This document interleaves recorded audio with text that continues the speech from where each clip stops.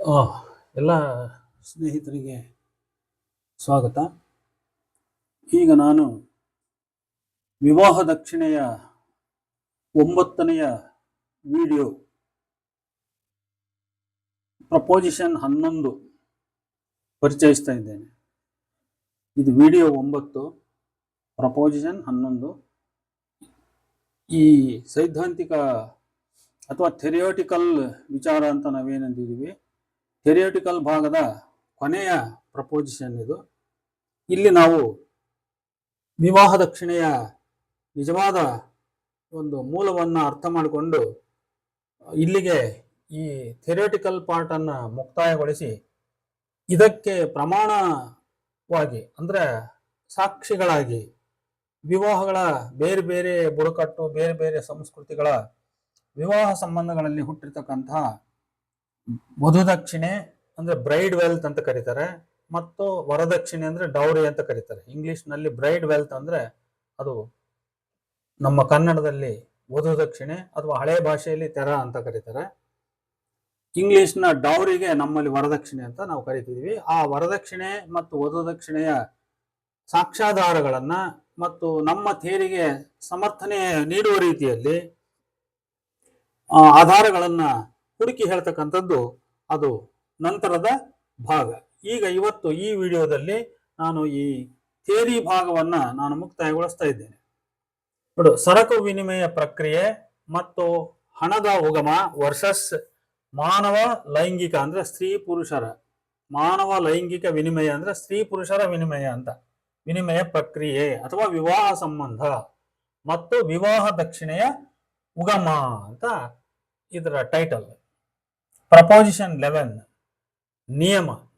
ಮೊದಲಿಗೆ ಅರ್ಥಶಾಸ್ತ್ರದ ದೃಷ್ಟಿಯಲ್ಲಿ ಹಣ ಎಂದರೆ ಏನು ಅಂತ ನಾವು ಅರ್ಥ ಮಾಡ್ಕೋಬೇಕು. ಯಾಕಂದ್ರೆ ನನ್ನ ಒಂದು ವಿಚಾರ ಏನಿದೆ ಅಂದ್ರೆ, ಸರಕು ಜಗತ್ತಿನಲ್ಲಿ ಹಣ ಹೇಗೆ ಹುಟ್ಟುತ್ತೋ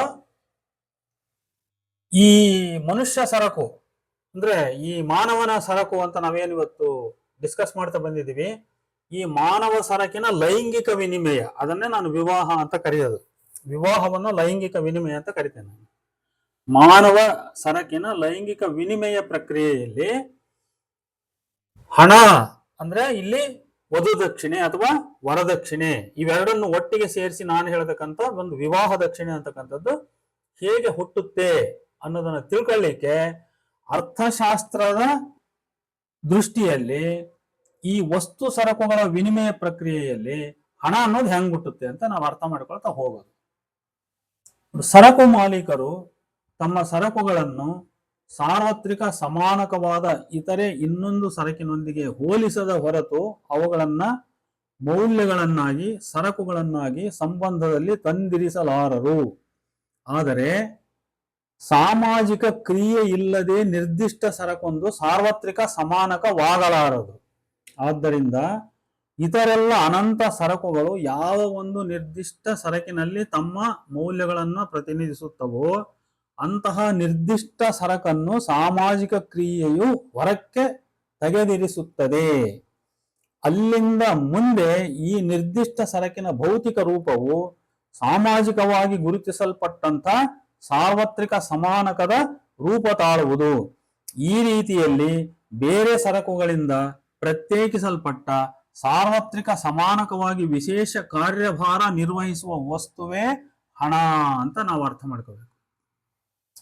ಉತ್ಪಾದನೆಗಳ ನೇರ ವಿನಿಮಯದಲ್ಲಿ ವಿನಿಮಯಗೊಳಿಸಲ್ಪಟ್ಟ ವಸ್ತುಗಳು ಅವುಗಳ ಸ್ವಂತ ಉಪಯುಕ್ತ ಮೌಲ್ಯದಿಂದ ಸ್ವತಂತ್ರವಾದ ಅಥವಾ ವಿನಿಮಯಕಾರರ ವೈಯಕ್ತಿಕ ಅಗತ್ಯಗಳಿಂದ ಸ್ವತಂತ್ರವಾದ ಮೌಲ್ಯ ರೂಪವೊಂದನ್ನು ಪಡೆಯುವುದಿಲ್ಲ. ಮೌಲ್ಯ ರೂಪವೊಂದರ ಅವಶ್ಯಕತೆಯು ವಿನಿಮಯಗೊಳಿಸಲ್ಪಡುವ ಸರಕುಗಳ ಸಂಖ್ಯೆ ಮತ್ತು ವೈವಿಧ್ಯತೆಯ ಹೆಚ್ಚಳದೊಂದಿಗೆ ಉಗಮಿಸುತ್ತದೆ.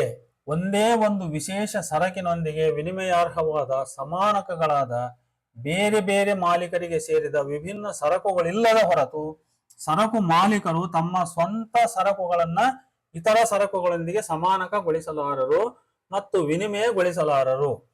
ಅಂತಹ ವಿಶೇಷ ಸರಕು ಇತರ ಸರಕುಗಳಿಗೆ ಸಮಾನಕವಾಗಿ ಆಗುವುದರ ಮೂಲಕ ಕಿರು ಪರಿಮಿತಿಗಳೊಳ ಕಿರು ಪರಿಮಿತಿಗಳೊಳಗಾದಾಗ್ಯೂ ಕೂಡ, ಅಂದ್ರೆ with in the very narrow limitations ಆದ್ರೂ ಸಹಿತ ಒಂದೇ ಬಾರಿಗೆ ಸಾರ್ವತ್ರಿಕ ಸಾಮಾಜಿಕ ಸಮಾನಕ ಗುಣವನ್ನ ಪಡೆದುಕೊಳ್ಳುವುದು. ಆ ಗುಣವು ಇದಕ್ಕೆ ಜೀವ ನೀಡುವ ಸಾಂದರ್ಭಿಕ ಸಾಮಾಜಿಕ ಕ್ರಿಯೆಗಳೊಂದಿಗೆ ಬರುತ್ತದೆ ಮತ್ತೆ ಹೋಗುತ್ತದೆ. ಈ ಸರದಿಯಲ್ಲಿ ಮೊದಲು ಈ ವಸ್ತುವಿಗೆ, ನಂತರ ಆ ವಸ್ತುವಿಗೆ ತನ್ನನ್ನು ಇದು ತಾತ್ಕಾಲಿಕವಾಗಿ ಲಗತ್ತಿಸಿಕೊಳ್ಳುತ್ತದೆ. ಅಂದ್ರೆ ಹಣ ಒಮ್ಮೆ ಹಸು ರೂಪದಾಗಿರ್ಬೋದು, ಇನ್ನೊಮ್ಮೆ ಸ್ಲೇವ್ ರೂಪದಾಗ. ಹಿಂದಕ್ಕೆಲ್ಲ ಗುಲಾಮರು ಹಣದ ಪಾತ್ರ ಮಾಡಿದಾರ, ಹಸುಗಳು ಹಣದ ಪಾತ್ರ ಮಾಡಿದಾರೆ, ಹಂಗೆ ಲಗತ್ತಿಸಿಕೊಳ್ಳುತ್ತದೆ. ಆದರೆ ವಿನಿಮಯದ ಬೆಳವಣಿಗೆಯೊಂದಿಗೆ ಇದು ದೃಢವಾಗಿ ವಿಶಿಷ್ಟವಾಗಿ ಕೆಲವು ತರಹದ ನಿರ್ದಿಷ್ಟ ಸರಕುಗಳಿಗೆ ಲಗತ್ತಿಸಿಕೊಳ್ಳುತ್ತದೆ ಮತ್ತು ಹಣದ ರೂಪ ಧರಿಸುವುದರ ಮೂಲಕ ಅದು ಪ್ರಕಟಗೊಳ್ಳುತ್ತದೆ. ಇದು ಯಾವ ನಿರ್ದಿಷ್ಟ ಪ್ರಕಾರದ ಸರಕಿಗೆ ಅಂಟಿಕೊಳ್ಳುತ್ತದೆ ಎಂಬುದು ಮೊದಲಿಗೆ ಆಕಸ್ಮಿಕ ವಿಷಯವಾಗಿರುತ್ತದೆ. ಅದೊಂದು ಆಕ್ಸಿಡೆಂಟಲ್, ಆಮೇಲೆ ಅದು ರೆಗ್ಯುಲರೈಸ್ ಆಗಿ ಅದು ಪರ್ಮನೆಂಟ್ ಆಗ್ತಾ ಹೋಗ್ತದೆ. ಹಣದ ರೂಪವು ಹೊರಗಿಂದ ಬಂದ ಬಹಳ ಮುಖ್ಯವಾದ ವಸ್ತುಗಳಿಗೆ, ಯಾವ ಪ್ರಾಚೀನವಾದ ನೈಸರ್ಗಿಕ ರೂಪದ ವಸ್ತುಗಳಲ್ಲಿ ಗೃಹ ಉತ್ಪಾದನೆಗಳು ತಮ್ಮ ವಿನಿಮಯ ಮೌಲ್ಯಗಳ ಅಭಿವ್ಯಕ್ತಿಯನ್ನ ಕಂಡುಕೊಳ್ಳುವವೋ ಅಂತಹ ವಸ್ತುಗಳಿಗೆ, ಇಲ್ಲವೇ ದೇಶೀಯ ಅನ್ನೀಕರಣ ಯೋಗ್ಯ ಸಂಪತ್ತಿನ ಬಹುಮುಖ್ಯ ಭಾಗವಾದ ಜಾನುವಾರುವಿನಂತಹ ಉಪಯುಕ್ತ ವಸ್ತುಗಳಿಗೆ ಅದು ತನ್ನನ್ನು ಲಗತ್ತಿಸಿಕೊಳ್ಳುತ್ತದೆ. ನಾನಾಗ್ಲೇ ಹೇಳಿದೆ, ಮೊದಲು ಹಸು ಹಣದ ಪಾತ್ರ ಮಾಡ್ತಿದ್ವು ಅಂತ. ಆಮೇಲೆ ನೊಮ್ಯಾಡ್ ಜನಾಂಗವೇ ಹಣದ ರೂಪವನ್ನು ಅಭಿವೃದ್ಧಿಪಡಿಸಿದ ಮೊದಲಿಗರು. ಏಕೆಂದರೆ ಅವರ ಜೀವನಾವಶ್ಯಕ ವಸ್ತುಗಳು ಚರವಸ್ತುಗಳೇ ಆಗಿದ್ದವು. ಅವು ನೇರ ಅನ್ನೀಕರಣ ಯೋಗ್ಯವಾಗಿದ್ದವು. ಅಲ್ಲದೆ ಆ ಜನಾಂಗದ ಜೀವನ ವಿಧಾನವು ಅವರನ್ನು ನಿರಂತರ ಪರಕೀಯ ಜನಸಮುದಾಯಗಳ ಸಂಪರ್ಕಕ್ಕೆ ತಂದು ನಿಲ್ಲಿಸಿತು. ಹಾಗಾಗಿ ಅವರಿಗೆ ವಸ್ತು ವಿನಿಮಯ ಅಗತ್ಯವೆನಿಸಿತ್ತು. ಯಾವ ಪ್ರಮಾಣದಲ್ಲಿ ವಿನಿಮಯವು ತನ್ನ ಪ್ರಾದೇಶಿಕ ಬಂಧನಗಳನ್ನು ಮುರಿಯುವುದೋ ಮತ್ತು ಯಾವ ಪ್ರಮಾಣದಲ್ಲಿ ಸರಕುಗಳ ಮೌಲ್ಯವು ಕಾಲ್ಪನಿಕವಾದ ಮಾನವ ಶ್ರಮದ ಭೌತಿಕೀಕೃತ ರೂಪವನ್ನು ಹೆಚ್ಚು ಹೆಚ್ಚು ಧರಿಸುವುದೋ ಅದೇ ಪ್ರಮಾಣದಲ್ಲಿ ಹಣದ ಗುಣವು ಸಾರ್ವತ್ರಿಕ ಸಮಾನಕದ ಸಾಮಾಜಿಕ ಕಾರ್ಯಭಾರವನ್ನು ನಿರ್ವಹಿಸಲು ಸ್ವಭಾವತಃ ಯೋಗ್ಯವಿರುವಂತಹ ಸರಕುಗಳಿಗೆ ತನ್ನನ್ನು ಲಗತ್ತಿಸಿಕೊಳ್ಳುತ್ತದೆ. ಆ ಸರಕುಗಳು ಅಪ್ಯಾಯಮಾನವಾದ ಲೋಹಗಳಾಗಿರುತ್ತವೆ. ಇಲ್ಲಿಯವರೆಗೆ ನಾವು ಹಣದ ಒಂದು ಕಾರ್ಯಭಾರ ಅಂದರೆ ಸರಕುಗಳ ಮೌಲ್ಯದ ಗೋಚರ ರೂಪವಾಗಿ ಸೇವೆ ಸಲ್ಲಿಸುವುದನ್ನು ನಾವು ಪರಿಚಯಿಸಿಕೊಂಡಿದ್ದೇವೆ. ಹಣದ ರೂಪವು ಒಂದೇ ಒಂದು ಸರಕಿನ ಮೇಲೆ ಬಿದ್ದಿರುವ ಇತರೆಲ್ಲ ಸರಕುಗಳ ಮೌಲ್ಯ ಸಂಬಂಧಗಳ ಪ್ರತಿಬಿಂಬ ಅಂತ ನೋಡಿ. ಹಣ ಅಂದ್ರೆ ಹಣದ ರೂಪವು ಒಂದೇ ಒಂದು ಸರಕಿನ ಮೇಲೆ ಬಿದ್ದಿರುವ ಇತರೆಲ್ಲ ಸರಕುಗಳ ಮೌಲ್ಯ ಸಂಬಂಧಗಳ ಒಂದು ಪ್ರತಿಬಿಂಬ, ಒಂದು ಕನ್ನಡಿ ಇದ್ದಂಗೆ, ಅದು ಮಿರರ್ ಇದ್ದಂಗೆ. ಅಂದ್ರೆ ಹಣದಿಂದ ನಾವು ಯಾವ ವಸ್ತು ಬೇಕಾದ್ರೂ ಕೊಳ್ಬಹುದು. ದಟ್ ಮೀನ್ಸ್ ಎಲ್ಲಾ ವಸ್ತುಗಳ ಮೌಲ್ಯಗಳು ಆ ಹಣ ಎನ್ನುವ ಮಿರರ್ನಲ್ಲಿ ರಿಫ್ಲೆಕ್ಟ್ ಆಗ್ತವೆ ಅನ್ನುವಂಥ ಅರ್ಥ ಅದು. ಹಾಗಾಗಿ ಅದನ್ನು ಸರಿಯಾಗಿ ಅರ್ಥ ಮಾಡ್ಕೋಬೇಕು. ನೇರವಾದ ಸರಕು ವಿನಿಮಯವು ವಿನಿಮಯ ಪ್ರಕ್ರಿಯೆಯ ಆದಿರೂಪವು ಸರಕುಗಳು ಹಣವಾಗಿ ಅಲ್ಲ, ಆದರೆ ಉಪಯುಕ್ತ ಮೌಲ್ಯಗಳು ಸರಕುಗಳಾಗಿ ಪರಿವರ್ತನೆಯಾಗುವುದರ ಪ್ರಾರಂಭವನ್ನು ಸೂಚಿಸುತ್ತದೆ.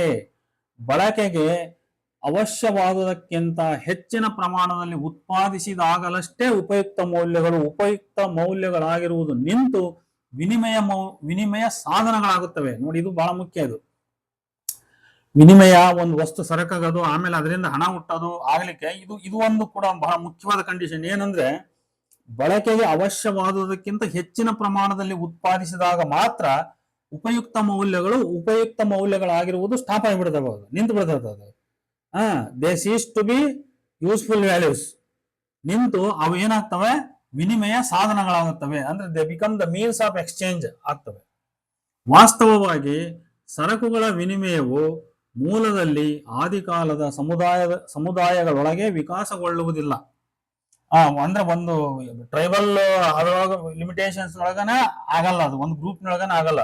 ಆದರೆ ಅವುಗಳ ಪಾರ್ಶ್ವಗಳಲ್ಲಿ, ಅವುಗಳ ಗಡಿಗಳಲ್ಲಿ ಇತರ ಸಮುದಾಯಗಳೊಂದಿಗೆ ಅವು ಸಮಾಗಮಿಸುವ ಸಂಪರ್ಕ ಬಿಂದುಗಳಲ್ಲಿ, ನೋಡ್ರಿ, ಈಗ ಬೇರೆ ಬೇರೆ ಬೇರೆ ಬೇರೆ ಬುಡಕಟ್ಟುಗಳು ವಾಸ ಆಗಿರ್ತವೆ ಅಂತ ತಿಳ್ಕೊಳ್ಳೋಣ. ಆಗ ಒಂದೊಂದು ಬಿಡುಕಟ್ಟಿನೊಳಗನ ಅದು ಹಣ ಅನ್ನೋದು ಹುಟ್ಟೋದಲ್ಲ, ಅಥವಾ ವಿನಿಮಯ ಅಂತಕ್ಕಂಥದ್ದು ಅದು ಶುರುವಾಗಲ್ಲ.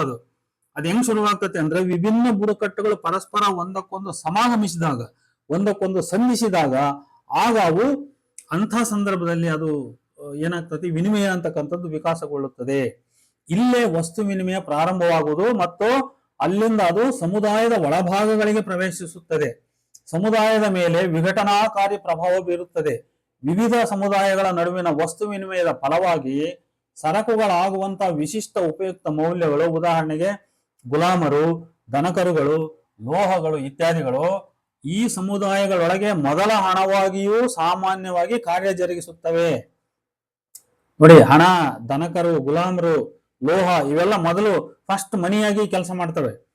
ಸರಕೊಂದರ ವಿನಿಮಯ ಮೌಲ್ಯದ ಸಮಾನಕಗಳ ಶ್ರೇಣಿಯು ಎಷ್ಟು ಹೆಚ್ಚು ಉದ್ದವಾಗಿದ್ದರೆ ಅಥವಾ ಆ ಸರಕು ವಿನಿಮಯಗೊಳ್ಳುವಂತಹ ವಲಯವು ಎಷ್ಟು ಹೆಚ್ಚು ವಿಶಾಲವಾಗಿದ್ದರೆ ಆ ವಿನಿಮಯ ಮೌಲ್ಯವು ಅಷ್ಟು ಹೆಚ್ಚು ಪ್ರಮಾಣದಲ್ಲಿ ವಿನಿಮಯ ಮೌಲ್ಯವಾಗಿ ಕಾರ್ಯ ಜರುಗಿಸುತ್ತದೆ ಎಂಬುದನ್ನ ನಾವಾಗಲೇ ಕಂಡಿದ್ದೇವೆ. ಆದ್ದರಿಂದ ವಸ್ತು ವಿನಿಮಯ ಕ್ರಮೇಣ ವಿಸ್ತಾರಗೊಳ್ಳುವುದು, ವಿನಿಮಯ ವ್ಯವಹಾರಗಳ ಸಂಖ್ಯೆ ಹೆಚ್ಚುವುದು, ವಿನಿಮಯವಾಗುವ ಸರಕುಗಳ ವೈವಿಧ್ಯತೆ ಹೆಚ್ಚುವುದು. ನೋಡಿ, ಕಮ್ಯುನಿಟಿಗಳು ಡಿಫ್ರೆಂಟ್ ಕಮ್ಯುನಿಟಿಗಳು ಹುಟ್ಟಿದಾಗ್ಲೇನೆ ಅದು ಎಕ್ಸ್ಚೇಂಜ್ ನಲ್ಲಿ ಒಂದು ಸಂಕೀರ್ಣ ಸ್ಥಿತಿ ನಿರ್ಮಾಣ ಆಗ್ತದೆ. ಅದು ಈಗ ಒಬ್ಬನ ಕೋಳಿ ತಗೊಂಡು ನಾನು ಎಲ್ಲೋ ಹೋಗ್ತಾನೆ, ಅವನಿಗೆ ಕೋಳಿ ಸಿಗಲ್ಲ, ಅಲ್ಲಿ ಬೇರೆ ಹಂದಿ ಮಾರಕ್ ಬಂದಿರ್ತಾರೆ. ಹಂದಿ ತಗೊಂಡು ಕೋಳಿ ಮಾರಕ್ ಹೋದ್ರೆ ಅಲ್ಲಿ ಆಕಳ ಮಾರಕ್ ಬಂದಿರ್ತಾರೆ. ಈ ರೀತಿ ಆದಾಗ ಅವರೆಲ್ಲರ ಮಧ್ಯೆ ಒಂದು ಆ ವಸ್ತುಗಳನ್ನ ಅವ್ರು ವಿನಿಮಯ ಮಾಡ್ಕೊಳ್ಳಿಕ್ಕೆ ಒಂದು ಸಾಮಾನ್ಯವಾದ ಒಂದು ವಸ್ತು ಬೇಕಾಗ್ತದೆ. ಅಂತ ಒಂದು ಸಾಮಾನ್ಯ ವಸ್ತುವೇ ಅದು ಹಣ ಆಗಿ ಬರ್ತದೆ ಅಲ್ಲಿ. ಹೀಗೆ ವಿನಿಮಯವಾಗುವ ಸರಕುಗಳ ವೈವಿಧ್ಯತೆ ಹೆಚ್ಚುವುದು, ಇವು ಸರಕು ವಿನಿಮಯ ಮೌಲ್ಯವಾಗಿ ಮತ್ತಷ್ಟು ವಿಕಾಸಗೊಳ್ಳುವುದಕ್ಕೆ ದಾರಿ ಮಾಡಿಕೊಡುತ್ತವೆ. ಹಣವು ರೂಪುಗೊಳ್ಳುವುದಕ್ಕೆ ಉತ್ತೇಜನ ನೀಡುತ್ತವೆ.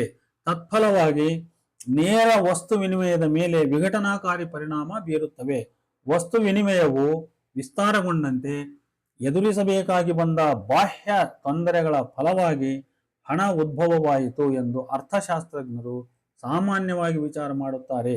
ಆದರೆ ಈ ತೊಂದರೆಗಳು ಉದ್ಭವಿಸುವುದು ವಿನಿಮಯ ಮೌಲ್ಯದ ವಿಕಾಸದಿಂದಾಗಿ ಹಾಗೂ ಸಾಮಾಜಿಕ ಶ್ರಮವು ಸಾರ್ವತ್ರಿಕ ಶ್ರಮವಾಗಿ ಆಗುವುದರಿಂದ ಎಂಬುದನ್ನು ಅವರು ಮರೆಯುತ್ತಾರೆ.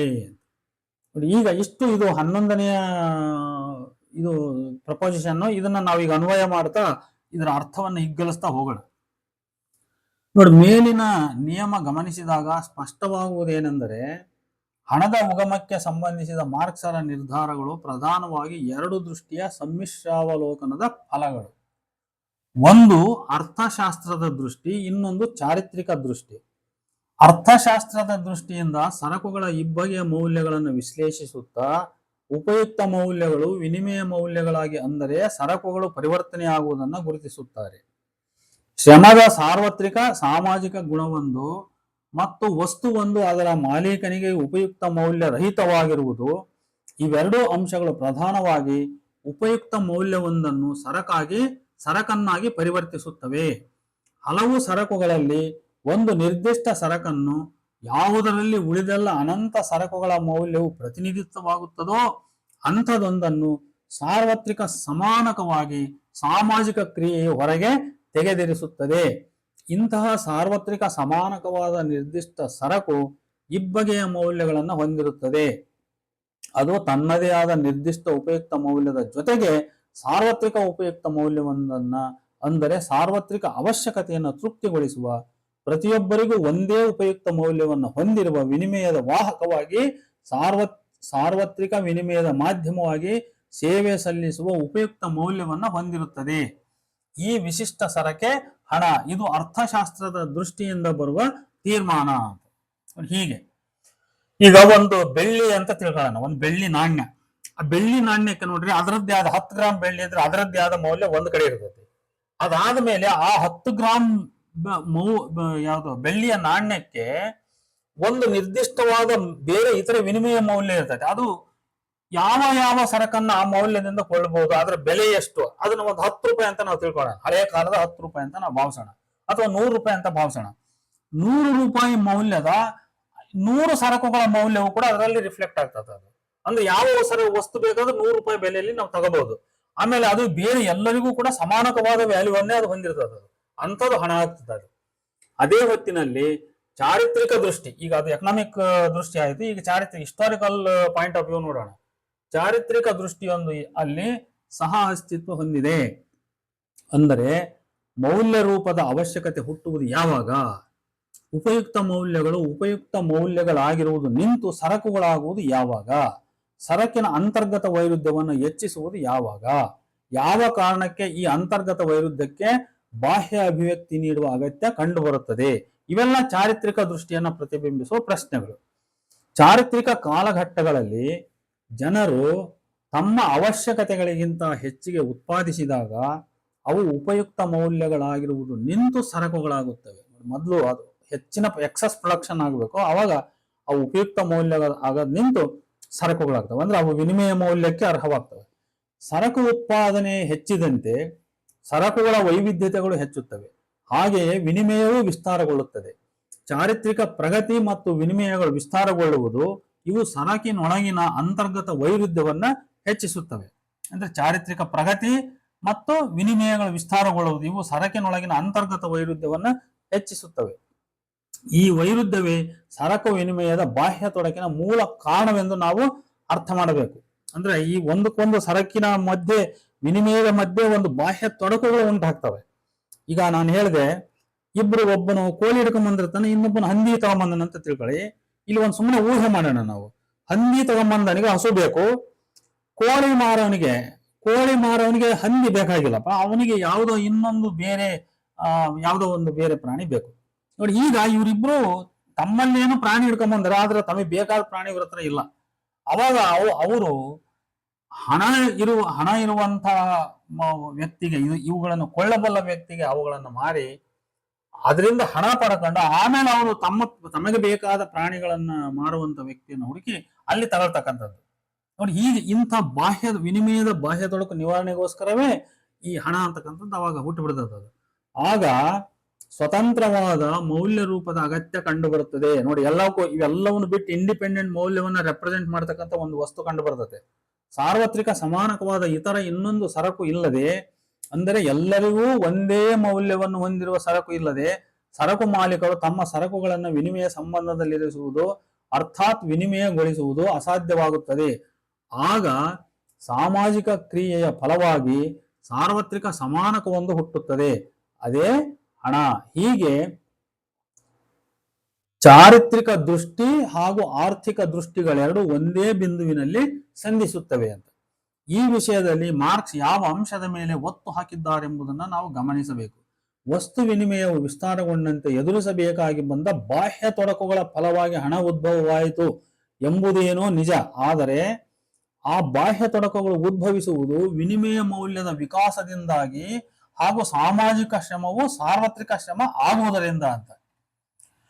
ನೋಡಿ, ಈ ತೀರ್ಮಾನಗಳನ್ನು ವಿವಾಹ ಸಂಬಂಧವನ್ನು ಕೇಂದ್ರ ಗಮನದಲ್ಲಿರಿಸಿಕೊಂಡು ಮಾನವ ಸರಕಿಗೆ ನಾವು ಅನ್ವಯಿಸಿ ನೋಡಬೇಕೀಗ.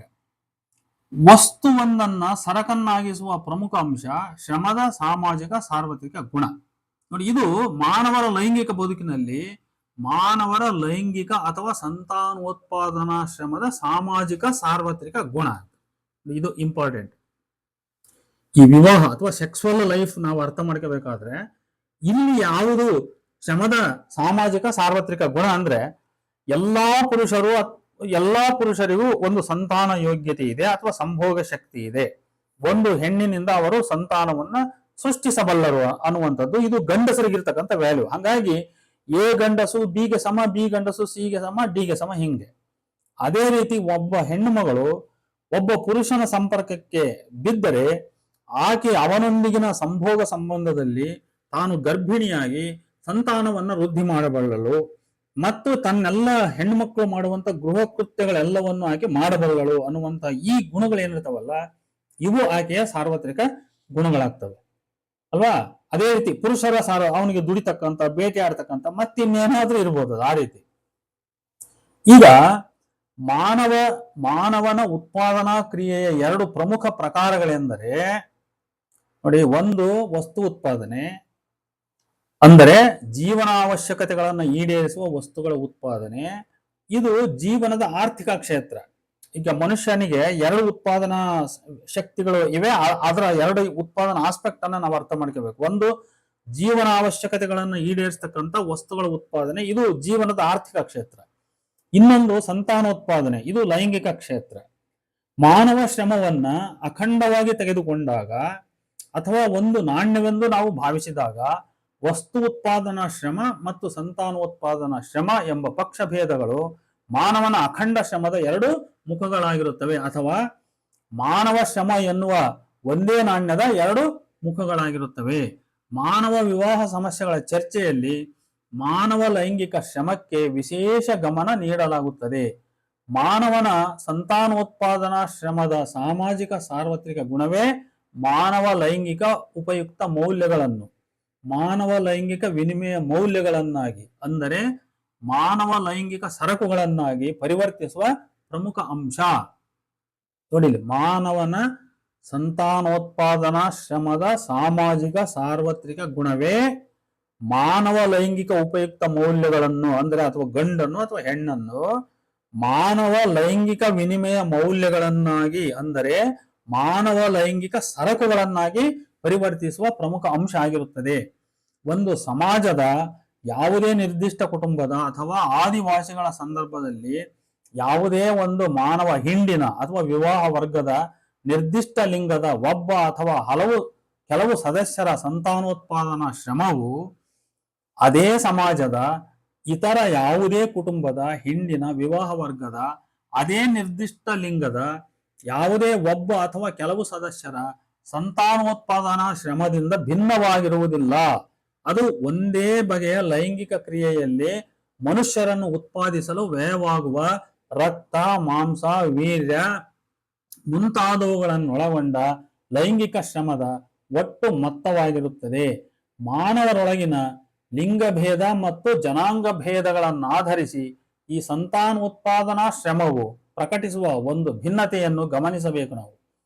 ಪರಿಣಾಮದ ದೃಷ್ಟಿಯಿಂದ ಒಂದು ಜನಾಂಗದ ಸಂತಾನೋತ್ಪಾದನಾ ಶ್ರಮವು ಇನ್ನೊಂದು ಜನಾಂಗದ ಸಂತಾನೋತ್ಪಾದನಾ ಶ್ರಮದಿಂದ ಭಿನ್ನವಾದುದು, ವಿಶಿಷ್ಟವಾದುದು ಆಗಿರುತ್ತದೆ. ಏಕೆಂದರೆ ಸೆಮೈಟ್, ನೀಗ್ರೋ, ಜಿಪ್ಸಿ, ಆರ್ಯ ಮುಂತಾದ ಬೇರೆ ಬೇರೆ ಜನಾಂಗಗಳ ಮಾನವರ ಲೈಂಗಿಕ ಶ್ರಮವು ಮಾನವನನ್ನೇ ಸೃಜಿಸುವ ಸಂತಾನೋತ್ಪಾದನಾ ಶ್ರಮ ಆಗಿದ್ದಾಗ್ಯೂ ಸೃಜಿತವಾದ ಸಂತಾನವು ಆಯಾ ಜನಾಂಗದ ವೈಶಿಷ್ಟ್ಯತೆಯನ್ನು ಪ್ರಕಟಿಸುತ್ತದೆ. ಒಂದು ಜನಾಂಗದ ಸಂತಾನವು ಅದರ ದೈಹಿಕ ಗಾತ್ರ, ಬಣ್ಣ, ಮುಖರಚನೆ, ಎತ್ತರ, ಕೂದಲು ಇತ್ಯಾದಿ ಭೌತಿಕ ಲಕ್ಷಣಗಳಲ್ಲಿ ಇನ್ನೊಂದು ಜನಾಂಗದ ಸಂತಾನದಿಂದ ಭಿನ್ನವಾದುದಾಗಿರುತ್ತದೆ. ಇಂತಹ ಜನಾಂಗೀಯ ಗುಣಲಕ್ಷಣಗಳ ಭಿನ್ನತೆಗಳನ್ನ ನಾವು ನಿರ್ಲಕ್ಷಿಸಿ ನೋಡಿದಾಗ ಎಲ್ಲಾ ಮಾನವರ ಲೈಂಗಿಕ ಶ್ರಮವು ಏಕಪ್ರಕಾರವಾದ ಲೈಂಗಿಕ ಶ್ರಮ, ಸಂತಾನೋತ್ಪಾದನಾ ಶ್ರಮ ಆಗಿರುತ್ತದೆ. ಇಲ್ಲಿ ಗಮನಿಸಬೇಕಾದ ಪ್ರಮುಖ ಅಂಶ ಲಿಂಗಭೇದ ಆಧರಿಸಿದ ಮಾನವ ಸಂತಾನೋತ್ಪಾದನಾ ಶ್ರಮ. ಸ್ತ್ರೀ ಲೈಂಗಿಕ ಶ್ರಮವು ಪುರುಷ ಲೈಂಗಿಕ ಶ್ರಮದಿಂದ ಭಿನ್ನವಾದುದು. ಸಂತಾನೋತ್ಪಾದನಾ ಕೆಲಸದಲ್ಲಿ ಸ್ತ್ರೀಯು ಪುರುಷನು ಸ್ತ್ರೀಯನ್ನ ಸ್ಥಳಾಂತರಿಸಲಾರರು. ಆದ್ದರಿಂದ ಕುಟುಂಬವೊಂದರ ಸ್ತ್ರೀಯ ಲೈಂಗಿಕ ಸಂತಾನೋತ್ಪಾದನಾ ಶ್ರಮವು ಆ ಕುಟುಂಬವು ಯಾವ ಸಮಾಜದ ಭಾಗವಾಗಿದೆಯೋ ಆ ಸಮಾಜದ ಇತರ ಯಾವುದೇ ಕುಟುಂಬದ ಸ್ತ್ರೀಯ ಸಂತಾನೋತ್ಪಾದನಾ ಶ್ರಮದಿಂದ ಭಿನ್ನವಾಗಿರುವುದಿಲ್ಲ. ಹಾಗೆಯೇ ಪುರುಷ ಸಂತಾನೋತ್ಪಾದನಾ ಶ್ರಮವೂ ಸಹ ಭಿನ್ನವಾಗಿರುವುದಿಲ್ಲ. ಒಂದು ಸಮಾಜದ ಜನರ ಸಂತಾನೋತ್ಪಾದನಾ ಶ್ರಮವು ಆಯಾ ವ್ಯಕ್ತಿಗಳ ವೈಯಕ್ತಿಕ ಗುಣಲಕ್ಷಣ ಕಳೆದುಕೊಂಡ ಆದರೆ ಲಿಂಗಭೇದವನ್ನು ಮಾತ್ರ ಪ್ರಕಟಿಸುವ ಶ್ರಮವಾಗಿರುವುದರಿಂದ ಆ ಸಮಾಜದ ಕುಟುಂಬವೊಂದರ ಒಂದು ನಿರ್ದಿಷ್ಟ ಲಿಂಗದ ಸದಸ್ಯನನ್ನು ಅದೇ ಸಮಾಜದ ಇತರ ಕುಟುಂಬಗಳ ಅದೇ ಲಿಂಗದ ಯಾವುದೇ ಸದಸ್ಯನು ಸಂತಾನೋತ್ಪಾದನಾ ಕ್ರಿಯೆಯಲ್ಲಿ ಸ್ಥಳಾಂತರಿಸಬಲ್ಲ. ಪುರುಷನನ್ನು ಸ್ತ್ರೀಯನ್ನು ಸ್ಥಳಾಂತರಿಸಬಲ್ಲರು. ಆದ್ರೆ ಅಪೋಸಿಟ್ ಜೆಂಡರ್ನ ನಾವು ಸ್ಥಳಾಂತರ ಮಾಡಕ್ ಬರಲ್ಲ. ಪುರುಷ ಸ್ತ್ರೀನ ಸ್ಥಳಾಂತರಿಸಲ್ಲ, ಸ್ತ್ರೀ ಪುರುಷನನ್ನ ಸ್ಥಳಾಂತರಿಸಲ್ಲ. ಮಾನವರು ತಮ್ಮ ಸಂತಾನೋತ್ಪಾದನಾ ಶ್ರಮದ ಈ ಸಾರ್ವತ್ರಿಕ ಗುಣ ಲಕ್ಷಣವನ್ನು ತಮ್ಮ ಜೀವನದ ಅನುಭವದಿಂದ ತಿಳಿದುಕೊಂಡಿರುತ್ತಾರೆ.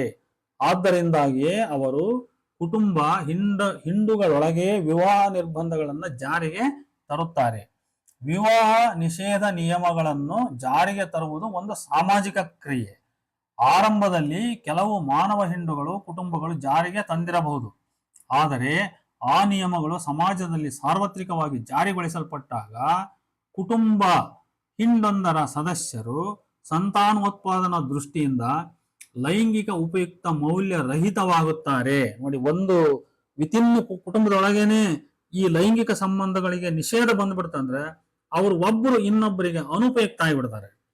ಕುಟುಂಬವೊಂದರ ಪುರುಷ ಸದಸ್ಯರಿಗೆ ಅದೇ ಕುಟುಂಬದ ಸ್ತ್ರೀ ಸದಸ್ಯರು ಮತ್ತು ವೈಸ್ ವರ್ಷ ಲೈಂಗಿಕ ಉಪಯುಕ್ತ ಮೌಲ್ಯ ರಹಿತವಾಗುವುದರಿಂದ ಅಂದ್ರೆ ಅನುಪಯುಕ್ತವಾಗುವುದರಿಂದ ಅವರು ಇನ್ನೆಷ್ಟು ಮಾತ್ರವೂ ಲೈಂಗಿಕ ಕ್ರಿಯೆಗಿಳಿದು ಸಂತಾನೋತ್ಪಾದನೆ ಮಾಡಲು ಸಾಧ್ಯವಿರುವುದಿಲ್ಲ. ಆದ್ದರಿಂದ ಆ ಕುಟುಂಬ ಅಥವಾ ಆ ಹಿಂಡಿಗೆ ಒಟ್ಟಾರೆ ಆ ಸದಸ್ಯರೆಲ್ಲ ಲೈಂಗಿಕವಾಗಿ ಒಬ್ಬರು ಇನ್ನೊಬ್ಬರಿಗೆ ಪರಸ್ಪರ ನಿರುಪಯುಕ್ತರಾಗುತ್ತಾರೆ. ಕುಟುಂಬವೊಂದರ ಸ್ತ್ರೀ ಸದಸ್ಯರು ಆ ಸಮಾಜದ ಇತರ ಕುಟುಂಬಗಳಿಂದ ತನ್ನ ಪುರುಷರಿಗೆ ಅಗತ್ಯವಾದ ಸ್ತ್ರೀಯರನ್ನು ಮತ್ತು ಕುಟುಂಬವೊಂದರ ಪುರುಷ ಸದಸ್ಯರು ಆ ಸಮಾಜದ ಇತರ ಕುಟುಂಬಗಳಿಂದ ತನ್ನ ಸ್ತ್ರೀಯರಿಗೆ ಅಗತ್ಯವಾದ ಪುರುಷರನ್ನು ವಿನಿಮಯದ ಮೂಲಕ ಒದಗಿಸಬಲ್ಲವರಾಗಿರುತ್ತಾರೆ. ಈ ಪಾಯಿಂಟ್ ಅನ್ನ ನಾವು ಸರಿಯಾಗಿ ಅರ್ಥ ಮಾಡ್ಕೋಬೇಕು ನೋಡಿ. ಕುಟುಂಬವೊಂದರ ಸ್ತ್ರೀ ಸದಸ್ಯರು ಆ ಸಮಾಜದ ಇತರ ಕುಟುಂಬಗಳಿಂದ ತನ್ನ ಪುರುಷರಿಗೆ ಅಂದ್ರೆ ತನ್ನ ಕುಟುಂಬದ ಪುರುಷರಿಗೆ ಅಗತ್ಯವಾದ ಸ್ತ್ರೀಯರನ್ನ ಅವ್ರು ತರಬಹುದು. ಆ ಕಡೆಯಿಂದ ಅಂದ್ರೆ ಇವ್ರು ಎಕ್ಸ್ಚೇಂಜ್ ಆಗ್ಬೇಕು ಅವರಿಗೆ ಅಂತ ಸ್ತ್ರೀಯರನ್ನು ಮತ್ತು ಕುಟುಂಬವೊಂದರ ಅಂದ್ರೆ ಅದೇ ಕುಟುಂಬವೊಂದರ ಪುರುಷ ಸದಸ್ಯರು ಆ ಸಮಾಜದ ಇತರ ಕುಟುಂಬಗಳಿಂದ ತನ್ನ ಸ್ತ್ರೀಯರಿಗೆ ಅಗತ್ಯವಾದ ಪುರುಷರನ್ನು ವಿನಿಮಯದ ಮೂಲಕ ಒದಗಿಸಬಲ್ಲವರಾಗಿರುತ್ತಾರೆ. ನೋಡಿ, ಒಂದು ಲಿಂಗದ ಸದಸ್ಯರು ಇನ್ನೊಂದು ಲಿಂಗದ ಸದಸ್ಯರಿಗೆ ವಿನಿಮಯ ಮೌಲ್ಯಗಳಾಗಿರುವ ಮಟ್ಟಿಗೆ ಮಾತ್ರ ಅವರು ಉಪಯುಕ್ತ ಮೌಲ್ಯಗಳಾಗಿರುತ್ತಾರೆ. ಹೀಗೆ ಅವರು ವಿನಿಮಯ ಮೌಲ್ಯಗಳಾಗಲು ಅರ್ಥಾತ್ ಸರಕು ಆಗಲು ಕಾರಣ ಅವರ ಸಂತಾನೋತ್ಪಾದನಾ ಶ್ರಮದ ಸಾರ್ವತ್ರಿಕ ಸಾಮಾಜಿಕ ಗುಣಲಕ್ಷಣ. ನೋಡಿ, ಈ ರೀತಿ ಎಕ್ಸ್ಚೇಂಜ್ ಯಾಕೆ ಸಾಧ್ಯವಾಗತ್ತೆ ಅಂದ್ರೆ ಇವರಲ್ಲಿರುವ ಒಂದು ಸೆಕ್ಸುವಲ್ ಎಬಿಲಿಟಿ ಮತ್ತು ಫರ್ಟಿಲಿಟಿ ಇತ್ಯಾದಿ ಗುಣಗಳು ಆ ಕುಟುಂಬದಲ್ಲಿರ್ತಕ್ಕಂಥ ಫರ್ಟಿಲಿಟಿ, ಸೆಕ್ಸುವಲ್ ಎಬಿಲಿಟಿ ಇತ್ಯಾದಿ ಗುಣಲಕ್ಷಣಗಳು ಎಲ್ಲವೂ ಒಂದಕ್ಕೊಂದು ಈಕ್ವಲ್ ಆಗಿರ್ತವೆ ಅನ್ನೋ ಕಾರಣಕ್ಕಾಗಿ. ಆದರೆ ಮಾನವನು ವಿಶಾಲ ಅರ್ಥದಲ್ಲಿ ಸರಕು ಆಗಬೇಕಾದರೆ ಅವನ ಶ್ರಮದ ಇನ್ನೊಂದು ಮುಖ, ಆರ್ಥಿಕ ಮುಖವೂ ಸಹ ಅಂಥದೇ ಗುಣಲಕ್ಷಣವನ್ನು ಪ್ರಕಟಿಸಬೇಕಾಗುತ್ತದೆ.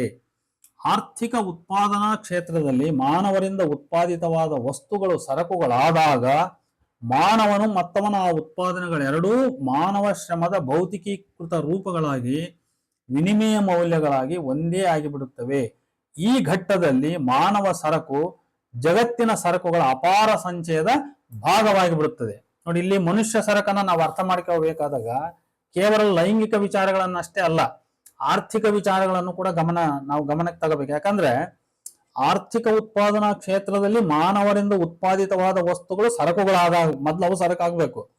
ಮಾನವನು ಮತ್ತವನ ಆ ಉತ್ಪಾದನೆಗಳೆರಡೂ ಮಾನವ ಶ್ರಮದ ಭೌತಿಕೀಕೃತ ರೂಪಗಳಾಗಿ ವಿನಿಮಯ ಮೌಲ್ಯಗಳಾಗಿ ಒಂದೇ ಆಗಬೇಕು. ಆವಾಗ ಮನುಷ್ಯ ತಾನು ಸರಕಾಗ್ತಾನ. ಅವಾಗ ಈ ಘಟ್ಟದಲ್ಲಿ ಮಾನವ ಸರಕು ಜಗತ್ತಿನ ಸರಕುಗಳ ಅಪಾರ ಸಂಚಯದ ಭಾಗವಾಗಿ ಬಿಡುತ್ತದೆ. ಅವಾಗ ಮ್ಯಾನ್ ಕಮ್ಯುನಿಟಿ ಮತ್ತು ಈ ವಸ್ತು ಆಬ್ಜೆಕ್ಟ್ ಕಮ್ಯುನಿಟಿ ಎಲ್ಲವೂ ಒಂದೇ ಆಗ್ತವೆ. ಅವಾಗ ಮೌಲ್ಯಗಳಾಗಿ ಇಲ್ಲಿ ಮಾನವ ಮತ್ತು ವಸ್ತು ಇವುಗಳ ನಡುವಿನ ಭೇದವು ಅಳಿಸಿ ಹೋಗುವುದರಿಂದ ಮಾನವ ಮೌಲ್ಯವನ್ನ ವಸ್ತುವಿನ ಮೌಲ್ಯವನ್ನ ಮಾನವನು ವ್ಯಕ್ತಪಡಿಸುವಂತಾಗುತ್ತದೆ.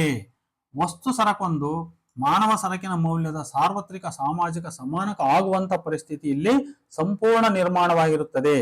ಯಾವ ಸರಕು ವಿವಾಹ ಸಂಬಂಧದಲ್ಲಿ ತೊಡಗಿದ ವ್ಯಕ್ತಿಗಳ ಮೌಲ್ಯದ ಸಾರ್ವತ್ರಿಕ ಸಮಾನಕವಾಗಿ ಅವರ ಮೌಲ್ಯದ ಬಾಹ್ಯ ಅಭಿವ್ಯಕ್ತಿ ರೂಪವಾಗಿ ವಿವಾಹ ಎನ್ನುವ ವಿನಿಮಯ ಪ್ರಕ್ರಿಯೆಯಲ್ಲಿ ವಿನಿಮಯದ ವಾಹಕವಾಗಿ ಕಾರ್ಯನಿರ್ವಹಿಸುತ್ತದೋ ಅದು ವಿವಾಹ ದಕ್ಷಿಣೆಯಾಗಿ ಕಾಣುತ್ತದೆ. ನೋಡಿ, ಯಾವ ಸರಕು ವಿವಾಹ ಸಂಬಂಧದಲ್ಲಿ ತೊಡಗಿದ ವ್ಯಕ್ತಿಗಳ ಮೌಲ್ಯದ ಸಾರ್ವತ್ರಿಕ ಸಮಾನಕವಾಗಿ ಅವರ ಮೌಲ್ಯದ ಬಾಹ್ಯ ಅಭಿವ್ಯಕ್ತಿ ರೂಪವಾಗಿ ವಿವಾಹ ಎನ್ನುವ ವಿನಿಮಯ ಪ್ರಕ್ರಿಯೆಯಲ್ಲಿ ವಿನಿಮಯದ ವಾಹಕವಾಗಿ ಕಾರ್ಯನಿರ್ವಹಿಸುತ್ತದೋ ಅದು ವಿವಾಹ ದಕ್ಷಿಣ. ಅಂದ್ರೆ ಒಂದು ಗಣ್ಣಿಗೆ ಅದು ಬೇಕಾದ ಹೆಣ್ಣನ್ನ ತಂದು ಕೊಡಂಗಿರ್ಬೇಕು, ಒಂದು ಹೆಣ್ಣಿಗೆ ಬೇಕಾದ ಗಂಡನ್ನ ಅದು ತಂದು ಕೊಡಂಗಿರ್ಬೇಕು. ಆ ರೀತಿ ಆದಾಗ ಮಾತ್ರ ಅದು ಒಂದು ವಿನಿಮಯಾರ್ಹವಾದ ಸರಕಾಗ್ತದೆ. ಆ ಸರಕು ವಿವಾಹ ದಕ್ಷಿಣೆ ಆಗ್ತದೆ. ಅದು ಅಂದ್ರೆ ವಿವಾಹ ದಕ್ಷಿಣೆ ಅನೇಕ ಬುಡಕಟ್ಟು ಜನಾಂಗಗಳಲ್ಲಿ ನಾನು ಮುಂದೆ ಇದಕ್ಕೆ ಎಕ್ಸಾಂಪಲ್ ಕೊಡ್ತೀನಿ. ನಾನು ಈಗ ಬ್ರೈಡ್ ವೆಲ್ತ್ ಅಂತಕ್ಕಂಥದ್ದನ್ನ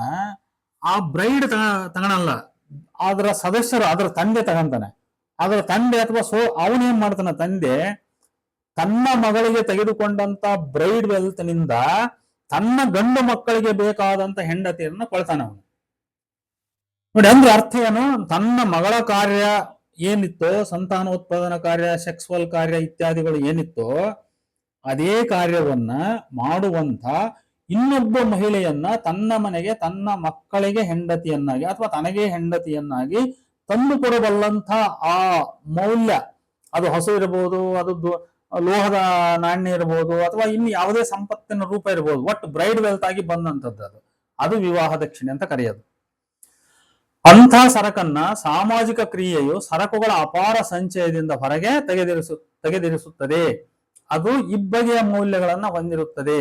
ಅದು ಅದರ ನಿರ್ದಿಷ್ಟ ಉಪಯುಕ್ತ ಮೌಲ್ಯದ ಜೊತೆಗೆ ಸಾರ್ವತ್ರಿಕ ಅವಶ್ಯಕತೆಯನ್ನ ತೃಪ್ತಿಗೊಳಿಸುವ ಪ್ರತಿಯೊಬ್ಬರಿಗೂ ಒಂದೇ ಉಪಯುಕ್ತ ಮೌಲ್ಯವನ್ನು ಹೊಂದಿರುವ ವಿವಾಹದಲ್ಲಿ ವಿನಿಮಯ ವಾಹಕವಾಗಿ, ಸಾರ್ವತ್ರಿಕ ವಿನಿಮಯದ ಮಾಧ್ಯಮವಾಗಿ, ಅಂದರೆ ಸ್ತ್ರೀಯರಿಗೆ ಗಂಡಂದಿರನ್ನು, ಪುರುಷರಿಗೆ ಹೆಂಡತಿಯರನ್ನು ಒದಗಿಸುವ ಮಾಧ್ಯಮವಾಗಿ ಸೇವೆ ಸಲ್ಲಿಸುವ ಉಪಯುಕ್ತ ಮೌಲ್ಯವನ್ನು ಹೊಂದಿರುತ್ತದೆ. ಇದು ಯಾವ ನಿರ್ದಿಷ್ಟ ಭೌತಿಕ ರೂಪವನ್ನು ಹೊಂದಿರುತ್ತದೆ ಎಂಬುದು ಒಂದು ನಿರ್ದಿಷ್ಟ ಸಮಾಜದ ಅಥವಾ ನಿರ್ದಿಷ್ಟ ಕಾಲಘಟ್ಟದ ಸಾಮಾಜಿಕ ಆರ್ಥಿಕ ಪರಿಸ್ಥಿತಿಗಳಿಂದ, ಸಾಮಾಜಿಕ ಪದ್ಧತಿಗಳಿಂದ ಕೆಲವೊಮ್ಮೆ ನಿರ್ಧರಿಸಲ್ಪಡುತ್ತದೆ. ಅಂದ್ರೆ ಸಮಾಜ ಹೆಂಗ್ ಡೆವಲಪ್ ಆಗಿದೆ, ಆಗಲೇ ಲೋಹಗಳು ಕಂಡಿಡಿದಾರ ಅಥವಾ ಇಲ್ವಾ, ಅಥವಾ ಇನ್ನು ಅದು ಪಶುಪಾಲನೆ ಅದೇ ಲೆವೆಲ್ ನಲ್ಲಿ ಇದೆಯಾ ಅಂತ ಅಂದಾಗ ಅಲ್ಲಿ ಪಶುಗಳೇ ಹಣಗಳಾಗಿ ಕೆಲಸ ಮಾಡ್ತವೆ. ಆ ಹಣವೇ ಅಲ್ಲಿ ಬ್ರೈಡ್ ವೆಲ್ತ್ ಆಗ್ತದೆ. ಅದು ಅವನು 10 ಹಸುವನ್ನ ಒಬ್ಬ ಮಗಳನ್ನ ಬೇರೆ ಮನೆಗೆ ಕೊಡಕ್ಕೆ 10 ಹಸು ತಗೋಬಹುದು. ಅದೇ 10 ಹಸುವನ್ನ ಕೊಟ್ಟು ತನ್ನ ಮಕ್ಕಳಿಗೆ ಹೆಣ್ಮಕ್ಳನ್ನ ತಗೊಂಡ್ಬರ್ಬೋದು, ಹೆಂಡತಿಯರನ್ನಾಗಿ ತಗೊಂಡ್ಬರ್ಬೋದು. ಈ ರೀತಿ ಸಾಮಾನ್ಯವಾಗಿ ಇದು ಚರಸಂಪದವೇ ಆಗಿರುತ್ತದೆ. ನೋಡಿ, ಸ್ವತಃ ಮಾನವರು, ದನಕರುಗಳು, ಜೀವನೋಪಾಯ ವಸ್ತುಗಳು, ಉತ್ಪಾದನಾ ಸಾಧನ ಸಲಕರಣೆಗಳು, ಗೃಹೋಪಯೋಗಿ ಸಾಮಗ್ರಿಗಳು, ಚಿನ್ನ, ಬೆಳ್ಳಿ ಮುಂತಾದ ಲೋಹಗಳು ಮತ್ತು ಆಭರಣಗಳು, ಆಧುನಿಕ ಜಗತ್ತಿನಲ್ಲಿ ಹಣ, ಭೂಮಿ, ಬಂಗಲೆ ಹಾಗೂ ವೈಭೋಗ ಸಾಮಗ್ರಿಗಳು ವಿವಾಹ ದಕ್ಷಿಣೆಯ ಕಾರ್ಯನಿರ್ವಹಿಸುವ ಮುಖ್ಯ ಭೌತಿಕ ವಸ್ತುಗಳು. ಇವನ್ನೆಲ್ಲ ಅರ್ಥ ಮಾಡ್ಕೋಬಹುದು. ಕಾಲ ಬದಲಾದಂತೆ ಕೊನೆಗೆ ಎಲ್ಲಿ ನೌಕರಿ ಬರ್ತದೆ, ಅದು ಒಂದು ಪೊಸಿಷನ್, ಒಂದು ಸ್ಥಾನಮಾನಕ್ಕೆ ಬರ್ತದೆ, ಅದು ಒಂದು ಅಪಾಯಿಂಟ್ಮೆಂಟ್. ಇವುಗಳ ಪಟ್ಟಿಯಲ್ಲಿ ಸ್ವತಃ ಮಾನವ ಶ್ರಮವೂ ವಿಶೇಷ ಒತ್ತಿನೊಂದಿಗೆ ನಾವು ಸೇರಿಸಲಾಗಿದೆ. ಒಂದು ಕಾರ್ಲ್ ಮಾರ್ಕ್ಸರ ಹಣದ ಉಗಮ ಸಿದ್ಧಾಂತದ ಚಾರಿತ್ರಿಕ ದೃಷ್ಟಿಯ ತೀರ್ಮಾನಗಳು ವಿವಾಹ ದಕ್ಷಿಣೆಯ ಉಗಮಕ್ಕೆ ಸಂಬಂಧಿಸಿ ಮೇಲೆ ಚರ್ಚಿಸಿದ ಅರ್ಥಶಾಸ್ತ್ರ ದೃಷ್ಟಿಯ ತೀರ್ಮಾನಗಳಿಗಿಂತಲೂ ಹೆಚ್ಚು ಪ್ರಯೋಜನಕಾರಿಯಾಗಿವೆ. ಇಲ್ಲಿ ಬಳಕೆಗೆ ಅವಶ್ಯವಾದುದಕ್ಕಿಂತ ಹೆಚ್ಚಿನ ಪ್ರಮಾಣದಲ್ಲಿ ಉತ್ಪಾದಿಸಿದಾಗಲಷ್ಟೇ ಉಪಯುಕ್ತ ಮೌಲ್ಯಗಳಾಗಿರುವುದು ನಿಂತು ವಿನಿಮಯ ಸಾಧನಗಳಾಗುತ್ತವೆ ಅಥವಾ ಸರಕುಗಳಾಗುತ್ತವೆ ಎಂಬ ಹೇಳಿಕೆಗೆ ಅಷ್ಟೊಂದು ಮಹತ್ವವಿಲ್ಲ. ಇದನ್ನ ಹೊರತುಪಡಿಸಿ ಮೇಲಿನ ಉದ್ಧೃತ ಭಾಗದ ಅಡಿಗೆರೆ ಎಳೆದ ಹೇಳಿಕೆಗಳಿಗೆ ಮಹತ್ವವಿದೆ.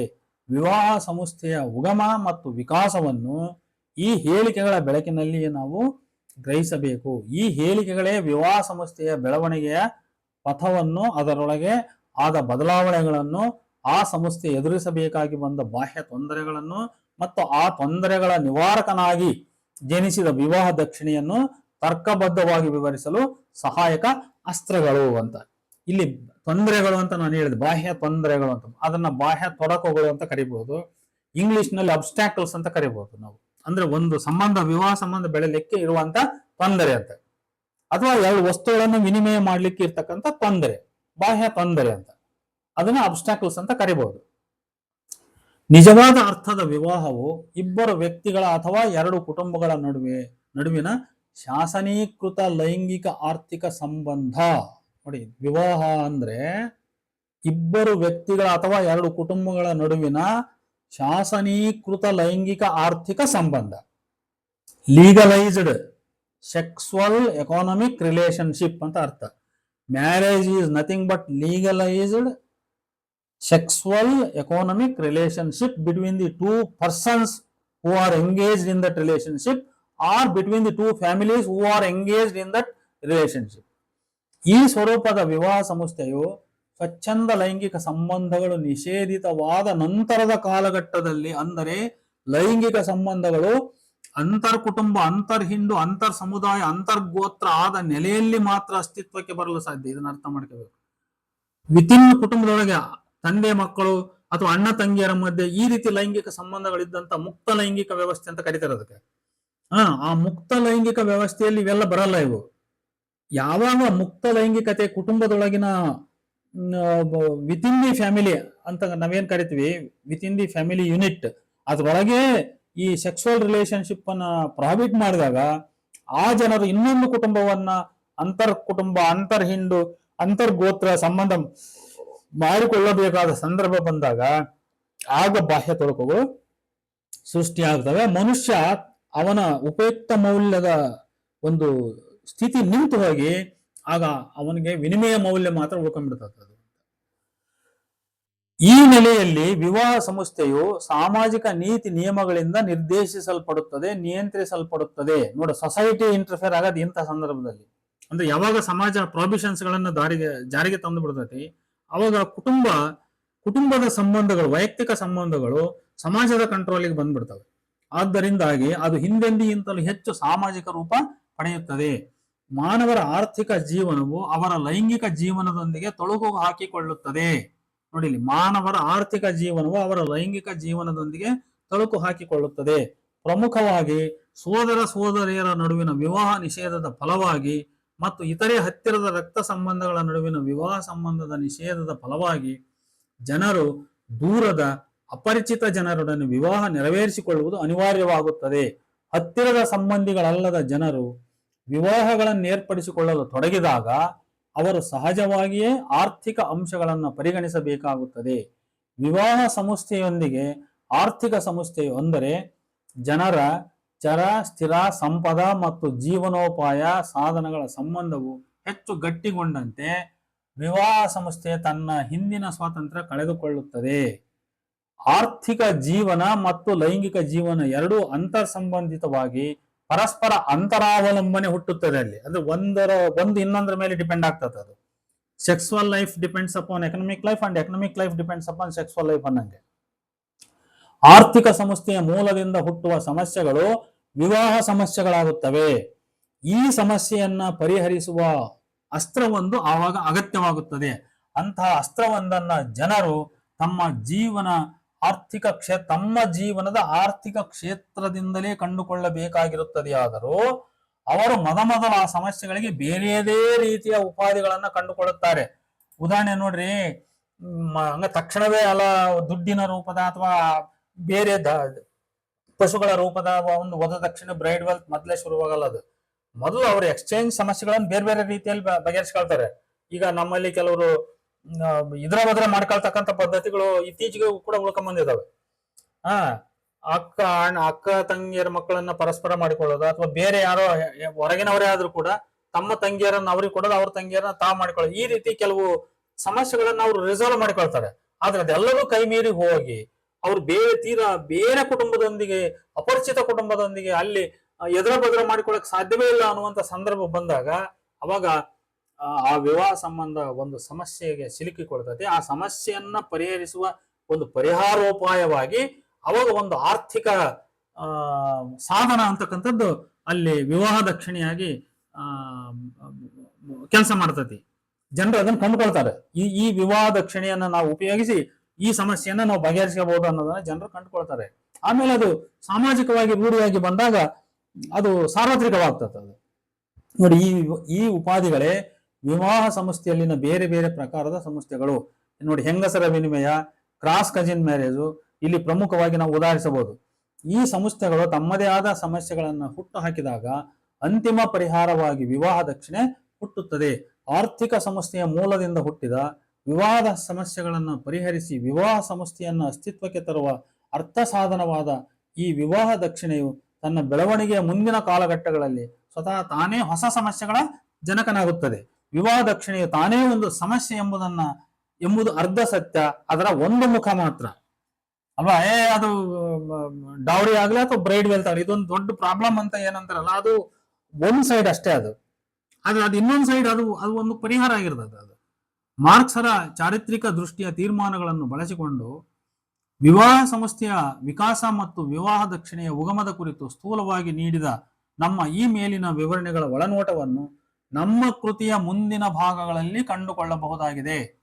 ನಾನು ಇಲ್ಲಿ ವಾಚಕರಲ್ಲಿ ವಿನಂತಿ ಮಾಡಿಕೊಳ್ಳೋದು ಮತ್ತು ಅವರಿಗೆ ವಿಶೇಷವಾಗಿ ಗಮನ ಹರಿಸಿ ಹೇಳ್ತಕ್ಕಂಥದ್ದು ಏನಂದ್ರೆ, ಈಗ ಇಲ್ಲಿವರೆಗೂ ಏನೀಗ 11 ಪ್ರಪೋಷನ್ಸ್ಗಳ ಚರ್ಚೆ ಮಾಡ್ತಾ ಬಂದಿದ್ವಿ.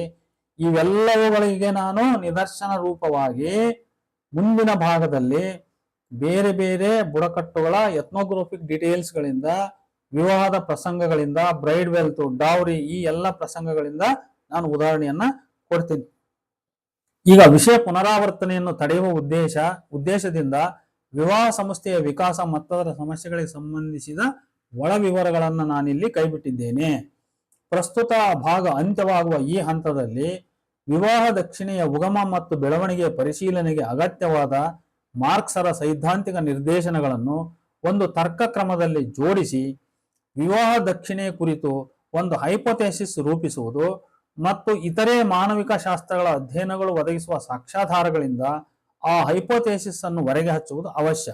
ಈ ಪ್ರಕ್ರಿಯೆಯಲ್ಲಿ ವಿವಾಹ ದಕ್ಷಿಣೆಯ ಕುರಿತು ಈಗಾಗಲೇ ನೀಡಿರುವ ಕೆಲವು ತಾತ್ಕಾಲಿಕ ತೀರ್ಪುಗಳು ಹೊರಗೆ ಹಚ್ಚಲ್ಪಡುತ್ತವೆ. ಆನಂತರವೇ ವಿವಾಹ ದಕ್ಷಿಣೆಯ ಕುರಿತು ಕೊನೆಯ ನಿರ್ಣಯ ಹೊರಹೊಮ್ಮುತ್ತದೆ. ನೋಡಿ, ಒಂದು ತರ್ಕ ಕ್ರಮದಲ್ಲಿ ಜೋಡಿಸಿದ ಮಾರ್ಕ್ಸರ ಸೈದ್ಧಾಂತಿಕ ನಿರ್ದೇಶನಗಳು. 1.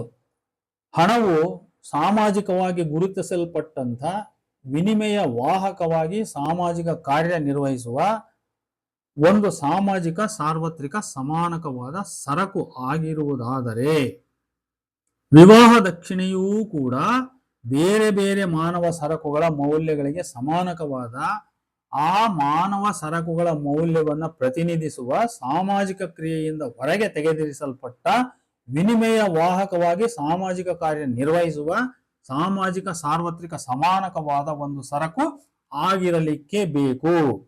ಹಾಗಿರುವುದಾದರೆ ವಿವಾಹ ದಕ್ಷಿಣೆಯು ಮೌಲ್ಯದ ಸಾರ್ವತ್ರಿಕ ಸಮಾನಕವಾಗಿ ವಿವಾಹವೇರ್ಪಡಿಸಿಕೊಳ್ಳುವ ಮಾನವ ಸರಕುಗಳ ಸಂಬಂಧಾತ್ಮಕ ಮೌಲ್ಯವನ್ನ ಹೇಗೆ ಪ್ರತಿನಿಧಿಸುತ್ತದೆ, ಹೇಗೆ ಪ್ರಕಟಿಸುತ್ತದೆ? 2. ಉಗಮದ ದೃಷ್ಟಿಕೋನದಿಂದ ಹಣವು ಸರಕು ವಿನಿಮಯ ಪ್ರಕ್ರಿಯೆಯೊಡಲಿನಿಂದಲೇ ಸರಕು ವಿನಿಮಯ ವಿಕಾಸಗೊಂಡದ್ದರ ಫಲವಾಗಿ ಜನಿಸಿದ ವಿನಿಮಯದ ಬಾಹ್ಯ ತೊಡಕುಗಳನ್ನು ನಿವಾರಿಸುವ ಸಾಧನವಾಗಿ ಉಗಮಿಸಿದೆ. ಹಾಗೆಯೇ ವಿವಾಹ ದಕ್ಷಿಣೆಯೂ ಕೂಡ ಮಾನವ ಸರಕುಗಳ ಲೈಂಗಿಕ ವಿನಿಮಯ ಅರ್ಥಾತ್ ವಿವಾಹ ಪ್ರಕ್ರಿಯೆಯ ಒಳಗಿಂದಲೇ ವಿವಾಹ ಸಂಸ್ಥೆಯು ವಿಕಾಸಗೊಂಡದ್ದರ ಫಲವಾಗಿ ಜನಿಸಿದ ಬಾಹ್ಯ ತೊಡಕುಗಳು ಅಥವಾ ಜಟಿಲತೆಗಳನ್ನು ಅಥವಾ ಅಬ್ಸ್ಟ್ಯಾಕಲ್ಸ್ಗಳನ್ನು ನಿವಾರಿಸಿ ವಿವಾಹವು ಯಶಸ್ವಿಯಾಗಿ ನೆರವೇರುವಂತೆ ಮಾಡುವ ಒಂದು ಸಾಧನವಾಗಿ ಜನಿಸಿರಲಿಕ್ಕೆ ಬೇಕು. ಆದ್ದರಿಂದ ನಮ್ಮ ಪರಿಶೋಧನೆಯು ಹಣದ ಉಗಮಕ್ಕೆ ಸಂಬಂಧಿಸಿದ ಅರ್ಥಶಾಸ್ತ್ರದ ನಿಯಮಗಳ ಬೆಳಕಿನಲ್ಲಿ ವಿವಾಹ ಸಂಸ್ಥೆಯ ಹುಟ್ಟು ಬೆಳವಣಿಗೆಯ ಚಾರಿತ್ರಿಕ ಹಂತಗಳನ್ನು ಪುನರ್ ಪರಿಶೀಲಿಸಬೇಕು. ಯಾವ ವಸ್ತು ಪರಿಸ್ಥಿತಿಗಳು ವಿವಾಹಕ್ಕೆ ಅಡಚಣೆಗಳನ್ನು ಸೂಚಿಸಿದವು, ಪ್ರಾಚೀನ ಮಾನವರು ಆ ಅಡಚಣೆಗಳನ್ನು ಹೇಗೆ ನಿವಾರಿಸಿಕೊಂಡರು, ಇವೆಲ್ಲವನ್ನು ನಾವು ವಿವರಿಸಬೇಕು. ವಿವಾಹ ಸಂಸ್ಥೆಯು ತನ್ನೊಡಲೊಳಗೆ ತೊಡಕುಗಳನ್ನು ಸೃಜಿತವಾಗುವತ್ತ ನಡೆದ ಹಂತಗಳನ್ನು ನಾವು ಹೀಗೆ ವಿವರಿಸಬಹುದು. ಅಂದ್ರೆ ವಿವಾಹ ಸಂಸ್ಥೆ ಅದು ಪ್ರಾಬ್ಲಮ್ನ ತನ್ನ ಒಳಗಿಂದಲೇ ಪ್ರಾಬ್ಲಮ್ಗಳು, ಅಡಚಣೆಗಳು ಅಥವಾ ಅಬ್ಸ್ಟ್ಯಾಕಲ್ಸ್, ಬ್ಯಾರಿಯರ್ಸ್ ಉಂಟಾಗುವಂತೆ ಹೆಂಗ್ ಮಾಡ್ತದು, ಅದರ ಚಲನೆ ಹೆಂಗಿತ್ತು ಅಂತ. ಈಗ ಮಾನವ ಲೈಂಗಿಕ ಉಪಯುಕ್ತ ಮೌಲ್ಯಗಳ ನೇರ ಬಳಕೆಯ ಹಂತ, ಇದು ಮೊದಲನೇದು. ನೇರ ಬಳಕೆಯ ಹಂತ ಅಂದ್ರೆ ವಿರುದ್ಧ ಲಿಂಗದ ಮಾನವರು ತಮ್ಮ ಹಿಂದೂ ಗುಂಪುಗಳೊಳಗೆ ತಮ್ಮನ್ನು ಪರಸ್ಪರ ಲೈಂಗಿಕವಾಗಿ ಉಪಯುಕ್ತ ಮೌಲ್ಯಗಳಾಗಿ ಕಂಡುಕೊಂಡ ಹಂತ. ಇಲ್ಲಿ ಯಾವ ಭೇದ ಇಲ್ಲ, ಅಪ್ಪ ಮಗಳು ಅನ್ನೋ ಭೇದ ಇಲ್ಲ ಅಥವಾ ಅಣ್ಣ ತಂಗಿ ಅನ್ನುವ ಭೇದ ಇಲ್ಲ. ಆ ತರದ ಹಂತ ಮುಕ್ತ ಲೈಂಗಿಕತೆಯ ಹಂತ, ಅದುವೇ ಸ್ವಚ್ಛಂದ ಮುಕ್ತ ಲೈಂಗಿಕತೆಯ ಹಂತ. ಇನ್ನು 2ನೇದು, ಈ ಮಾನವ ಲೈಂಗಿಕ ಉಪಯುಕ್ತ ಮೌಲ್ಯಗಳು ವಿನಿಮಯ ಮೌಲ್ಯಗಳಾಗಿ ಪರಿವರ್ತಿತವಾದ ಹಂತ, ಆ ವಿನಿಮಯ ಮೌಲ್ಯಗಳ ನೇರ ವಿನಿಮಯದ ಹಂತ, ಸೋದರ ಸೋದರಿಯರ ನೇರ ವಿನಿಮಯದ ಹಂತ. ಅಂದ್ರೆ ಮೊದಲನೇದು ನಿಷೇಧ ಆದ್ಮೇಲೆ ಈ ಹಂತ, 2ನೇ ಹಂತ ಶುರುವಾಗ್ತದೆ. ಇನ್ನ 3ನೇ ಹಂತ ವಿವಾಹವು ಒಮ್ಮುಖ ವ್ಯವಹಾರವಾದ ಹಂತ. 4, ಜನಸಂಖ್ಯೆ ಹೆಚ್ಚಿದಂತೆ ಮಾನವರ ವೈವಿಧ್ಯತೆ ಹೆಚ್ಚತಕ್ಕಂಥದ್ದು, ವಿವಾಹ ಸಂಬಂಧಗಳ ಸಂಖ್ಯೆಯ ಹೆಚ್ಚಳ, ವಿವಾಹ ನಿಷೇಧ ನಿಯಮಗಳ ಹೆಚ್ಚಳ, ಗೋತ್ರಗಳ ಉಗಮ ಮತ್ತು ವಿಭಜನೆ ಅಂದ್ರೆ origin of clan and it's division, ಹಾಗೂ ವಿವಾಹ ವರ್ಗಗಳ ಜನನ. ನೋಡಿ, ವಿವಾಹ ವರ್ಗ ಮ್ಯಾರೇಜ್ ಗ್ರೂಪ್ಸ್ ಹುಟ್ಟುಕೊಳ್ತವೆ, ವೃಂದ ಅಂತ ಅಥವಾ ಗ್ರೂಪ್ಸ್ ಅಂತ ಕರಿತೀವಿ, ಅವು ಹುಟ್ಟುಕೊಳ್ತವೆ. ಆಮೇಲೆ ವಿವಾಹದಲ್ಲಿ ತೊಡಕುಗಳ ಉದ್ಭವ ಮತ್ತು ಅವುಗಳ ನಿವಾರಕನಾಗಿ ವಿವಾಹ ದಕ್ಷಿಣೆಯ ಉಗಮ. ನೋಡಿ, ಇಷ್ಟು ಇಲ್ಲಿಗೆ ಈ ಥಿಯರಿ ಪಾರ್ಟ್. ಅಂದ್ರೆ ನಾವೇನು ಮುಂದೆ ನಾವು ಈ ವಸ್ತು ವಿಷಯವನ್ನು ಅಧ್ಯಯನ ಮಾಡಬೇಕಾಗಿವಿ ಅದರ ಒಂದು ಥಿಯರಿ ಪಾರ್ಟ್ 11 ಇದಕ್ಕೆ ಪ್ರಪೋಸಿಷನ್ಸ್ಗೆ ಇದು ಮುಕ್ತಾಯವಾಯಿತು. ನನ್ನ ಅಧ್ಯಾಯ ಭಾಗದಲ್ಲಿ, ಪುಸ್ತಕದ ಅಧ್ಯಾಯ ಭಾಗದಲ್ಲಿ 2 ಅಧ್ಯಾಯಗಳು ಇಲ್ಲಿಗೆ ಮುಗಿದಂತೆ. ನಾನು ಮುಂದೆ ಮೂರನೇ ಅಧ್ಯಾಯ ಅಂದ್ರೆ ಇದು ವಿಡಿಯೋ 9, ಇದು 9ನೇ ವಿಡಿಯೋಕ್ಕೆ 11 ಪ್ರಪೋಸಿಷನ್ಸ್ ಗಳನ್ನು ಒಟ್ಟಾರೆ ಮುಗಿಸಿದ್ದೇನೆ, ಲೇಖಕನ ನುಡಿಯಿಂದ ಹಿಡಿದು ಇಲ್ಲಿಯವರೆಗೆ. ಈಗ ಇನ್ನು ಮುಂದಿನ ಭಾಗ ನಾನು ಬೇರೆ ಬೇರೆ ಬುಡಕಟ್ಟುಗಳ ಸಂಸ್ಕೃತಿಗಳಿಂದ, ವಿವಾಹಗಳ ಇತಿಹಾಸದಿಂದ ಮತ್ತು ವರದಕ್ಷಿಣೆ ವಧುದಕ್ಷಿಣೆಗಳ ಇತಿಹಾಸದಿಂದ ಉದಾಹರಣೆಗಳನ್ನು ಕೊಡ್ತಾ ನಾನು ಹೋಗ್ತೇನೆ. ಇಷ್ಟು ಹೇಳ್ತಾ ಈ ವಿಡಿಯೋ 9ನೇ ವಿಡಿಯೋವನ್ನು ನಾನು ಮುಕ್ತಾಯಗೊಳಿಸ್ತಾ ಇದ್ದೇನೆ. ಓದುಗರು ಸಹಕರಿಸಬೇಕಾಗಿ ತಮ್ಮಲ್ಲಿ ಕಳಕಳಿಯ ವಿನಂತಿ. ಹಾಗೆಯೇ ಯಾರಿಗೆ ಸಂಶೋಧನಾ ಆಸಕ್ತಿ ಇದೆ, ಈ ನನ್ನ ಅಧ್ಯಯನದ ಮಾದರಿಯನ್ನು ಅನುಸರಿಸಿ ತಾವು ಏನಾದರೂ PhD ಪ್ರಯತ್ನ ಮಾಡುವುದಾದರೆ ಮಾಡಬಹುದು. ಅಂಥ ಯುವಕರಿಗೆ ನಾನು ಒಂದು ಸಲಹೆ ಗೈಡ್ ಮಾಡಲಿಕ್ಕೆ ಅಥವಾ ಅಧಿಕೃತ ಗೈಡ್ ಆಗದೆ ಇದ್ರು ನಾನು ವಿಚಾರವನ್ನು ಹೇಳಲಿಕ್ಕೆ ನಾನು ಸಿದ್ಧ ಅಂತ ಹೇಳ್ತಾ ಈ ವಿಡಿಯೋ ಮಾತನ್ನು ಮುಗಿಸ್ತಾ ಇದ್ದೇನೆ. ನಮಸ್ಕಾರ.